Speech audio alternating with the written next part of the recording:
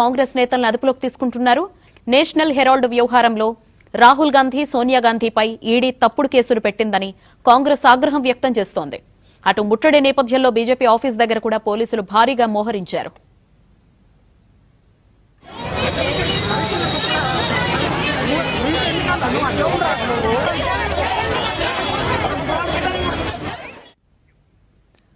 గాంధీ భవన్ దగ్గర present situation ఎలా ఉందో వివరించేందుకు మా ప్రతినిధి కృష్ణవేణి లైవ్ లో సిద్ధంగా ఉన్నారు.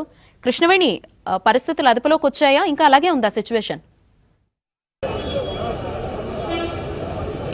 సంతోషి, ప్రస్తుతం గాంధీ భవన్ దగ్గర కాంగ్రెస్ కార్యకర్తలు భారీగా ఇక్కడకు చేరుకున్నారు. నేషనల్ హెరాల్డ్ కేసులో ఈడీ ఏదైతే దాఖలు చేసిన చార్జ్ షీట్ ఉందో ఢిల్లీ కోర్టు దాన్ని తప్పుపట్టింది. ఈ నేపథ్యంలో ఈ విషయాన్ని దేశమంతా తెలిసేలాగా నిరసన కార్యక్రమాలు చేసేందుకు ఏఐసీసీ పిలుపునిచ్చింది. రాష్ట్రంలో అధికార కాంగ్రెస్ కు సంబంధించి కూడా డీసీసీల ఆధ్వర్యంలో ఈ నిరసనకు టీపీసీసీ అధ్యక్షుడు మహేష్ కుమార్ గౌడ్ పిలుపునివ్వడం జరిగింది. ప్రస్తుతం గాంధీ భవన్ దగ్గర ఖైరతాబాద్ డీసీసీ ఆధ్వర్యంలో చాలా మంది ఇక్కడ గాంధీ భవన్ వద్దకు చేరుకున్నారు. ఫ్రంట్ ఆర్గనైజేషన్ కావచ్చు, కాంగ్రెస్ కార్యకర్తలు పెద్ద ఎత్తున చేరుకున్నారు. కొద్దిసేపటి క్రితమే టీపీసీసీ అధ్యక్షుడు మహేష్ కుమార్